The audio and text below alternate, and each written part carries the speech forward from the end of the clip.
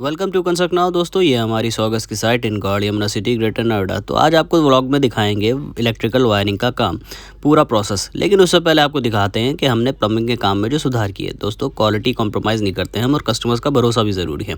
तो पाइप्स आप देख रहे थे बहुत अनटाइडी तरीके से खुले दिख रहे थे, तो इनको कंसील करने का काम किया। साथ ही ये पाइप जो था, देख सकते हैं दीवार से काफ़ी गैप पे था, तो इसको भी सही करके चिपका करके लाया गया। इसके अलावा एक्स्ट्रा चेंबर्स बनाने का काम किया गया। दोस्तों, ड्रेनेज का पाइप जहाँ फर्श पे आके लगता है दोस्तों, वहाँ पे चेंबर बनाना बेहद ज़रूरी है। इसका फ़ायदा ये है कि फ्यूचर में कोई ब्लॉकेज की प्रॉब्लम आएगी तो प्लम्बर को पूरा फर्श तोड़ करके पाइप तोड़ने की जरूरत नहीं पड़ेगी। वो सिंपली चेंबर के जरिए चेक कर सकता है कि कहाँ प्रॉब्लम है। तो टाइम और पैसा बचे, इसके लिए चेंबर बेहद जरूरी है। खैर, वापस लौटते हैं इलेक्ट्रिकल वर्क्स की तरफ। तो इस तरीके से जीरी काट करके सबसे पहले पाइप जो है वो कंसील किए जाते हैं दीवार के अंदर। इन्हीं के जरिए वायर पूरी दीवार में और छत में दौड़ती है। छत में इस तरीके से पहले ही लिंटर जब डलता है उस वक्त पाइप्स और कंसील्ड और फैन बॉक्स बिछा दिए जाते हैं। तो ये हमारा प्रोसेस पूरा हो चुका है। पाइप्स और बोर्ड्स लगाने का जो सॉकेट और स्विच बोर्ड्स होते हैं वो इस तरीके से फिट किए जाते हैं। यहाँ हमारे इलेक्ट्रिशियन भाई भी व्लॉगिंग कर रहे थे। तो अगले दिन फिर हमने तारों का जाल बिछाना शुरू कर दिया है। मशहूर ब्रांड की आवाज हमने इस्तेमाल की है इस साइट में। क्वालिटी से हम कॉम्प्रोमाइज नहीं करते। इसके अलावा दोस्तों, तारों का जाल अब बिछाना शुरू कर दिया है। बीन बजाना शुरू की मैंने, और नागिन की तरह तारे अपने आप उठ करके जल्दी फिट होने के लिए। मजाक कर रहा हूँ, ऐसी बीन वाली कोई टेक्निक नहीं होती तो फिर इलेक्ट्रिशियंस की जरूरत ही क्या पड़ती। तो आपको दिखाते प्रोसेस पूरा।